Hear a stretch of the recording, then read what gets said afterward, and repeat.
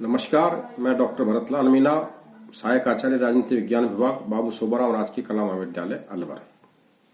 विद्यार्थियों, राजनीति शास्त्र का जब हम अध्ययन करते हैं तो इसकी अवधारणाओं पर भी हमारा ध्यान जाता है।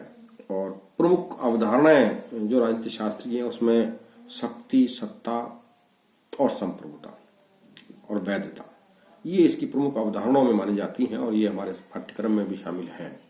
तो इनका हम बारी बारी से जब अध्ययन करते हैं तो सबसे पहले शक्ति को समझना हमारे लिए बहुत महत्वपूर्ण है, क्योंकि हमने राजनीति शास्त्र का जब आधुनिक अर्थ पढ़ा और हम व्यवहारवाद पढ़ते हैं तब शक्ति एक केंद्रीय तत्व के रूप में राजनीति विज्ञान के अंदर उभर कर आती है और शक्ति के इर्द गिर्द ही हम राजनीति को देखते हैं।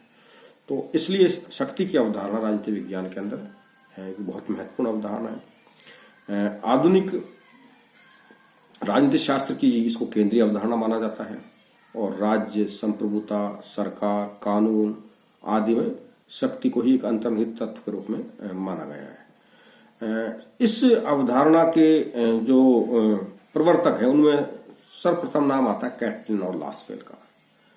कैटलिन और लासवेल ने कहा है कि राजनीति विज्ञान शक्ति का विज्ञान है। प्राचीन विचारकों में हम देखें तो अरस्तु, प्लेटो, कौटिल्य, भारत के बड़े चिंतक हुए हैं। कौटिल्य ने शक्ति और दंड के महत्व को स्वीकार किया। राजनीति शास्त्र में कैटलिन पहला व्यक्ति था जिसने अपने सिद्धांत में शक्ति को केंद्रीय स्थान दिया। तो ये इस रूप में हम देखें तो राजनीति शास्त्र में शक्ति की जो अवधारणा है तो उसको समझने के लिए हमको इसके जो समान जो शब्द हैं जिसका हम अक्सर प्रयोग करते हैं उसके साथ इसके अर्थ अंतर को स्पष्ट करते हुए इसके हम सही अर्थ को समझ पाएंगे। क्योंकि कई बार हम शक्ति और बल को एक जैसा समझ लेते हैं, शक्ति और प्रभाव को एक जैसा समझ लेते हैं, तो इनमें अंतर करके ही हम इसके अर्थ को समझ सकते हैं। तो शक्ति और बल में हम जब अंतर करेंगे तो हम देखेंगे कि बल प्रयोग शक्ति का उपकरण हो सकता है, बल शक्ति नहीं है या शक्ति बल नहीं। जब हम बल प्रयोग करते हैं तो वो शक्ति का उपकरण है। शक्ति एक मनोवैज्ञानिक क्षमता है जबकि बल एक भौतिक क्षमता है। इसका मतलब ये हुआ कि शक्ति का केवल एहसास होता है, एक साइकोलॉजी में एक बात होती है कि भाई ये इसके पास पावर है।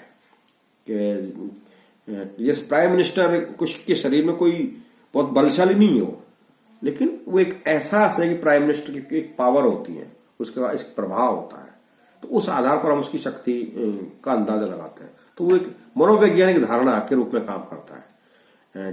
पिता भले ही शरीर में कमजोर हो सकता है लेकिन उसकी संतानों के सामने पिता की एक साइकोलॉजी होती है जिसकी वजह से परिवार के अंदर संतानों से ज्यादा ताकतवर पिता एक साइकोलॉजी के रूप में हमको दिखता है।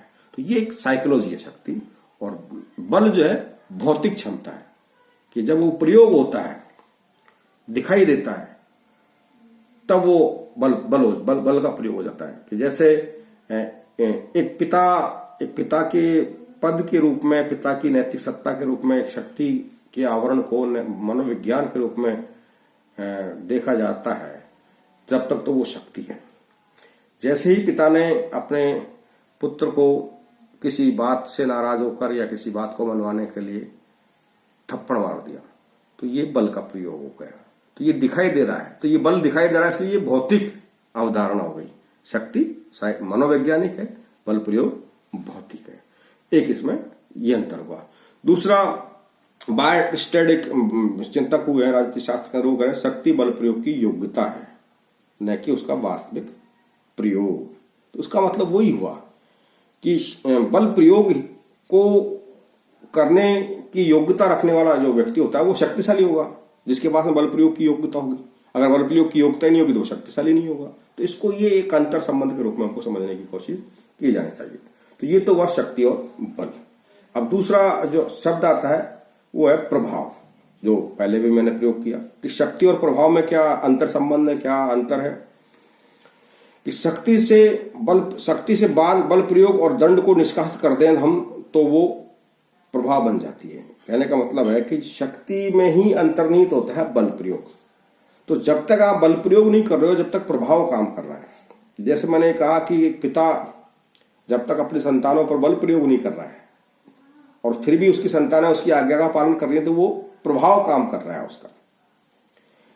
देश के प्रधानमंत्री अपनी सेनाओं का इस्तेमाल नहीं कर रहा है, लेकिन जनता उसकी बातों को मान रही है, उसकी आज्ञाओं को मान रही है, उसकी फॉलोअर बनी हुई है, तो वो उसका प्रभाव है। और जैसे ही प्रधानमंत्री सेना का प्रयोग करेगा तो वो बल प्रयोग हो जाएगा। जैसे ही पिता अपने शारीरिक बल का प्रयोग करेगा तो वो बल प्रयोग हो जाएगा, वो प्रभाव खत्म हो जाता है वहां। तो इस संदर्भ में कहा जाता है कि जैसे ही शक्ति से बल प्रयोग को निकाल दिया जाता है तो वो प्रभाव बन जाता है। दूसरा जो अंतर संबंध हम देखने को मिलते हैं कि प्रभाव जो है एक गुप्त शक्ति है और शक्ति का अदृश्य रूप है। कि जिस व्यक्ति का प्रभाव जितना काम करता है वो एक तरह से अदृश्य है, वो दिखाई नहीं देता कि कोई कौन व्यक्ति के पास में प्रभावित करने की कितनी क्षमता है, कितनी शक्ति है, और जितना वो प्रभावित कर सकता है उतनी उसके पास ताकत है। तो वो अदृश्य, वो ताकत दिखती नहीं है। तो ये इस रूप में बात कही जाती है कि प्रभाव जो है वो शक्ति का अदृश्य रूप है। इसके अलावा प्रभाव और शक्ति एक दूसरे को सबलता प्रदान करते हैं, और प्रभाव शक्ति को उत्पन्न करता है और शक्ति प्रभाव को। ये बात भी सच है, ये दोनों एक दूसरे के पूर्व है। कि किसी व्यक्ति के पास में प्रभाव है तो नेचुरली उसके प्रभाव की वजह से उसमें शक्ति अंतर्निहित हो जाएगी, और किसी व्यक्ति के पास में शक्ति है तो जाहिर सी बात है वो शक्ति के आधार पर लोगों को प्रभावित भी कर सकता है। तो ये अंतर संबंधित है, और इसीलिए जब प्रभाव होता है तो वो शक्ति उत्पन्न कर देता है, और जब शक्ति होती है तो वो प्रभाव को भी उत्पन्न कर देता है। तो ये इस आधार पर इसके अंतर संबंध हम देखते हैं। अब इसमें अंतर क्या है प्रभाव में और शक्ति में? कि प्रभाव में आग्रह, विनय, नैतिकता का एक पुट होता है। आदमी आग्रह, अनुनय, विनय से भी किसी को प्रभावित कर सकता है, जबकि शक्ति की प्रकृति बाध्यकारी होती है। शक्ति एक तरह से आदेशात्मक होती है, दंडकारी होती है, बाध्यकारी होती है, उसमें अनुनय विनय नहीं होता है। तो ये अंतर ये देखा जाता है। दूसरा, शक्ति भय और दंड पर आधारित होती है, जैसे मैंने कहा, और इसलिए भय और दंड पर आधारित है। तो ये एक एलोकतांत्रिक धारणा हो गई। और प्रभाव जो है उसमें अनुनय विनय है, तो उसमें सहमति की हुई भी गुंजाइश रहती है कि अनुनय विनय के आधार पर आप किसी को अपने से सहमत कर सकते हो। तो ये जो सहमति की प्रक्रिया अर्जित करने की प्रक्रिया है प्रभाव, इसलिए लोकतांत्रिक धारणा मानी जाती है।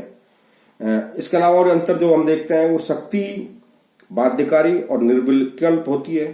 जिन पर शक्ति का प्रयोग किया जाता है उसमें कटुता उत्पन्न होगी, शत्रुता की धारणा उत्पन्न होगी। और प्रभाव जो है वो नैतिक और मनोवैज्ञानिक प्रक्रिया होने की वजह से जो है प्रभाव के माध्यम से आप किसी के साथ में अच्छे संबंधों का विकास कर सकते हैं, हृदय परिवर्तन कर सकते हैं। तो ये एक अंतर, इसलिए उस हृदय परिवर्तन करके सद्भावना पैदा कर सकते हैं। तो ये इस आधार पर अंतर स्पष्ट किया जाता है। अब शक्ति के अर्थ को समझने के लिए इसके विभिन्न रूपों को भी हमको समझना पड़ेगा। इस शक्ति को हम एक संदर्भ में नहीं समझ सकते, उस रूपों के समझना पड़ेगा। तो जब हम शक्ति की बात करते हैं तो आपने देखा होगा कि अनेक तरीके की राजनीतिक व्यवस्था के अंदर, किसी देश की सिस्टम के अंदर अनेक प्रकार की शक्तियों की बात की जाती है, जिसमें सबसे पहले कहा जाता है राजनीतिक शक्ति, फिर कहा जाता है आर्थिक शक्ति, फिर विचारधारा की शक्ति, और भी न जाने कितनी अनेकों प्रकार की शक्तियों की बात की जाए, सैनिक शक्ति, तकनीकी की शक्ति। तो ये इन शक्तियों का इस्तेमाल किया जाता है। तो इनका हमको बारी बारी से अध्ययन करना पड़ेगा, और उसके बाद में हम फिर शक्ति की धारणा के संदर्भ में अर्थ स्पष्ट कर सकते हैं। अब राजनीतिक शक्ति का क्या अर्थ है? इसका अर्थ है कि जो समाज के जो मूल्यवान संसाधन है उसको इच्छा अनुसार विभिन्न समूहों के हितों में लगाने की शक्ति। कि हम ये देखते हैं कि राजनीति का काम क्या है कि जो देश के भीतर विभिन्न संसाधन है, उन संसाधनों का सही तरीके से, न्यायोचित तरीके से समाज के सभी समूहों के बीच में जो वितरण करने की जो इच्छा, अपनी इच्छा अनुसार जो वितरण करने की जो शक्ति है, उसको हम राजनीतिक शक्ति बोलते हैं। ये किस में होती है? ये संसद में है, प्रधानमंत्री में है, कार्यपालिका में है, कि वो जो है अपनी इच्छा के अनुरूप जो जिस आधार पर उनको चुनकर भेजा गया है, जो कानून के मुताबिक उचित है, उस आधार पर देश के संसाधनों का वो वितरण करते हैं। तो इसको बोलते हैं राजनीतिक शक्ति। तो जो जितने आसानी से, जितने सहजता से इस काम को कर पाता है, वो राजनीति में शक्तिशाली है। और जिसके सामने चुनौतियां होंगी वो ठीक से वितरण नहीं कर पाएगा, अपने क्रियाकलापों को संचालित नहीं कर पाएगा, तो इसका मतलब वो राजनीतिक रूप से कमजोर है। तो ये हुआ राजनीतिक शक्ति। दूसरा है आर्थिक शक्ति। इसका अर्थ है धन संपदा, उत्पादन के साधन और जो भी दुर्लभ संसाधन है उनके स्वामित्व के बल पर जो निर्धन लोग या निर्धन राष्ट्रों के जीवन की जो परिस्थितियां हैं उन पर सबल जो राष्ट्र हैं वो नियंत्रण स्थापित करने की कोशिश करते हैं, उसको बोलते हैं आर्थिक शक्ति। किस आजादी से पहले जैसे उपनिवेशवाद का काल था उसमें ये इसी आधार पर जो है ब्रिटेन ने भारत को उपनिवेश बनाया और भी दुनिया को प्रेस बनाया, तो वो आर्थिक वर्चस्व के आधार पर बनाया और उस आर्थिक वर्चस्व के बाद में उन्होंने राजनीतिक वर्चस्व भी भारत पर स्थापित कर लिया। आर्थिक संसाधनों के स्वामित्व के आधार पर आप दूसरे राष्ट्रों के लोगों को अपना उपनिवेश बना लें, अपने अधीन कर लें, अपने नियंत्रण में ले लें या अपनी शर्तों के अनुसार समझौता कर उनसे करवा लें, तो इसको बोलते हैं आर्थिक शक्ति। एक होती है विचारधारा की शक्ति। विचारधारा की शक्ति का मतलब है कि विचारधारात्मक शक्ति राजनीतिक शक्ति को एक वैधता प्रदान करने का काम करती है, उसका एक तरह से टूल है, साधन है। इसका अर्थ है किसी भी विचारधारा के आधार पर लोगों को सोचने समझने के ढंग को प्रभावित करने की शक्ति, कि आप जो है कोई ऐसा आदर्श, ऐसा विचार, ऐसी धारणा समाज के अंदर, राष्ट्र के अंदर, दुनिया के अंदर लेके आवे जिसके लाखों असंख्य फॉलोअर बन जावे और उसके आधार पर आप अपनी नीतियों को, अपने कामों को, अपने क्रियाकलापों को उचित ठहरा दें। तो इस आधार पर हम देखते हैं कि दुनिया में युद्धों को जायज ठहराने की कोशिश की गई, दूसरे देशों के अंदर हस्तक्षेप करने को जायज ठहराने की कोशिश की गई और अपने राष्ट्र को ताकतवर बनाने के लिए, ज्यादा से ज्यादा शक्ति अर्जित करने के लिए इस तरह की धारणाओं को लेकर आया। और दुनिया में हम देखते हैं कि विचारधारा के आधार पर समाजवादी विचारधारा है, पूंजीवादी विचारधारा है, ये विचारधाराओं के आधार पर, इसके आधार पर सोवियत संघ, पूर्व सोवियत संघ और अमेरिका के जैसे खेमे बने शक्तिशाली, दोनों राष्ट्रों के बीच में दुनिया बटी और एक तनाव का सा वातावरण शीत युद्ध के रूप में हम देखते हैं। तो ये जो है ये विचारधारा की शक्ति है, जो किसी भी विचारधारा या किसी विचारों के समुच्चय के आधार पर जो है अपनी गतिविधियों को जायज ठहराना और जनता से सहमति अर्जित करना। हमें देखते हैं लोकतंत्र के अंदर विभिन्न राजनीतिक दल जब चुनाव लड़ते हैं तो अपनी विचारधारा को जनता के सामने लेके जाते हैं, उसके आधार पर वोट प्राप्त करने की कोशिश करते हैं कि भाई हम इस विचारधारा में विश्वास रखते हैं, इस कार्यक्रम में विश्वास रखते हैं। इस आधार पर जनता को प्रभावित करते हैं, जनता प्रभावित होती है तो उनके समर्थक बनती है, समर्थक बनती है तो उनको वोट करती है। तो ये इस आधार पर राजनीतिक शक्ति काम करती है। अब शक्ति को समझने या इसका प्रयोग करने की पद्धतियां कौन कौन सी हैं, तो इसकी मोटे तौर पर 4 प्रकार की पद्धतियां शक्ति का प्रयोग करने में इस्तेमाल की जाती हैं। पहली है समझाना बुझाना, कि सबसे पहले तो आप अगर समझाइश से ही अगर आपकी उद्देश्यों की पूर्ति हो जाती है तो पहला साधन तो जो है इस रूप में समझाइशी शक्ति का है कि बिना किसी शक्ति के प्रयोग के, बल के प्रयोग के आप बातचीत से, समझाइश से अपने उद्देश्य की पूर्ति कर लें, तो ये सबसे प्राथमिक साधन माना जाता है समझाना शक्ति। दूसरा साधन है शक्ति का वो है प्रलोभन। अगर समझाने से, आपसी बातचीत से आपके उद्देश्यों की पूर्ति नहीं हो रही है, दूसरा पक्ष आपकी बात नहीं मान रहा है, आपके उद्देश्यों के अनुसार वो आपकी इच्छा पूरी नहीं कर रहा है, तो फिर दूसरे साधन के रूप में जो है वो प्रलोभन आता है कि आप उसको प्रलोभन देकर, वो प्रलोभन आर्थिक भी हो सकता है, वो प्रलोभन और दूसरे तरीके का भी हो सकता है, तो उस प्रलोभन के आधार पर आप अपनी उससे बात मनवा लें। तो ये शक्ति का एक दूसरा साधन है। तीसरा साधन है दंड की धमकी। ध्यान रखना, दंड की धमकी, दंडित करना नहीं, केवल धमकी। तो ये तीसरे साधन के रूप में इसका प्रयोग किया जाना चाहिए कि अगर वो बातचीत से, समझाने से नहीं मान रहा है, प्रलोभन से नहीं मान रहा है, तो आप फिर युद्ध करने की धमकी दे सकते हैं, दंडित करने की धमकी दे सकते हैं। तो हो सकता है आप विरोधी पक्ष जो है इस धमकी से डरकर जो आप चाह रहे हैं, जिस उद्देश्य की प्राप्ति आप करना चाह रहे हैं, उसके लिए तैयार हो जाए और आपको अपना इच्छित लक्ष्य मिल जाए। तो ये एक तीसरा साधन है, दंड देने की धमकी। और चौथा जो साधन है, जिसको अंतिम साधन के रूप में ही प्रयोग किया जाना चाहिए, और इसी क्रम में अगर प्रयोग किए जाएंगे तो राजनीति शास्त्रीय शक्ति के जो समर्थक विद्वान है वे कह रहे हैं कि आप अपने लक्ष्य को प्राप्त कर पाएंगे। अगर इस क्रम से अगर आप शक्ति के साधनों का प्रयोग करेंगे। तो अंतिम साधन के रूप में बल प्रयोग, जो सीधे सीधे युद्ध है, दंड देना है।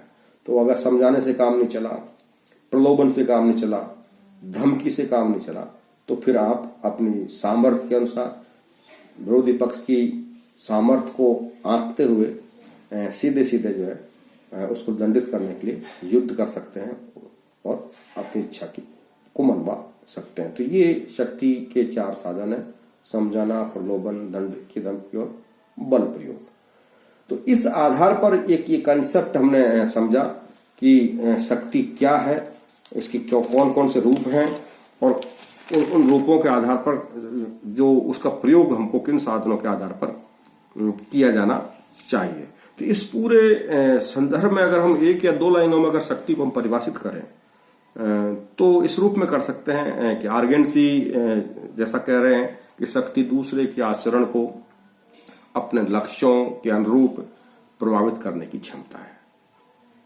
और इसी आधार पर अगर हम इसको और अन्य तरीके से परिभाषित करना चाहें तो इस तरह कर सकते हैं: शक्ति वो विशेषता है जिसमें इसका धारक जो है अन्य लोगों को लाभान्वित, पुरस्कृत, दंडित और आतंकित कर सकता है। एक ऐसी विशेषता है कि जो इस विशेषता को धारण करता है, उस विशेषता को धारण करने के बाद में वो उस स्थिति में होता है कि वो किसी को भी पुरस्कृत कर सकता है, किसी को भी दंडित कर सकता है, किसी को भी लाभान्वित कर सकता है और किसी को भी आतंकित कर सकता है। तो यही बात आर्गेंसी कह रहे हैं कि शक्ति दूसरे व्यक्ति के आचरण को, या राष्ट्रों के संदर्भ में बात हो रही है तो दूसरे राष्ट्र के आचरण को अपने लक्ष्यों के, जो शक्ति का प्रयोग करने वाला व्यक्ति है या राष्ट्र है, उसके अनुरूप उसको प्रभावित करने की क्षमता शक्ति है। तो ये एक पूरी अवधारणा आज हमने समझने की कोशिश की। इसके बाद जो दूसरी अवधारणा है सत्ता, उसका अध्ययन हम कल करेंगे। धन्यवाद।